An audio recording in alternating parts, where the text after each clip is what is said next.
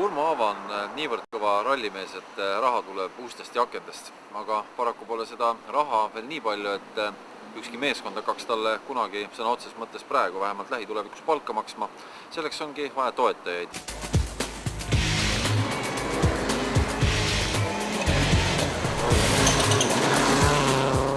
Kas see toetajate pikk nimekiri siin auto peal hakkab nüüd selles mõttes täis saama, et on piisavalt seal neid toetajaid?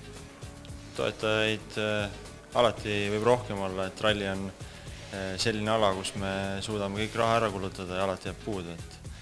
Et sellest kunagi ei ole liiga palju, aga lihtsalt mingi hetk saab mõistlikkuse piir täis, et kui nüüd liiga palju saab, siis ei paista keegi välja.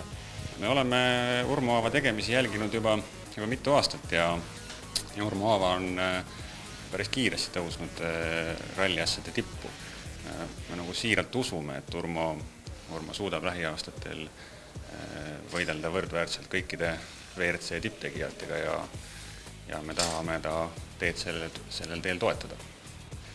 Rallireisi kindlustada on võrdlemisi keeruline. Loomulikult me aitame Urmot kindlustusalaste vajadustega, kuid me anname oma panusega tema järgmise aasta rallieelarvesse.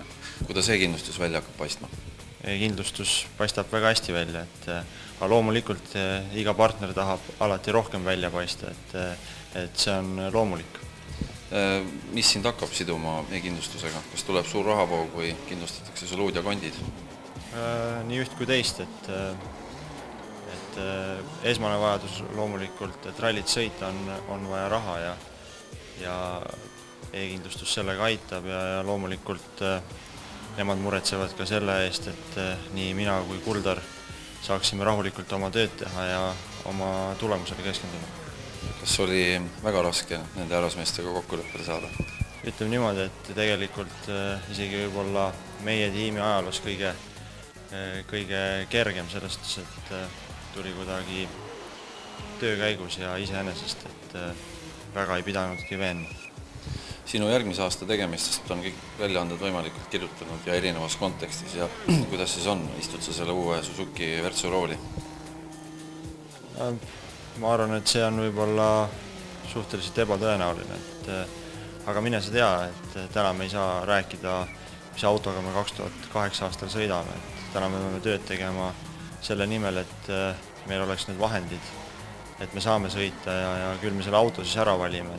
Et see on nagu päris selge, et ilma rahata me 2008 aastal kuskil sõita ei saa ja vaevalt, et meid keegi tasulisele kohale võtab. Seega ainuke mure... Palka maksmata ei hakata?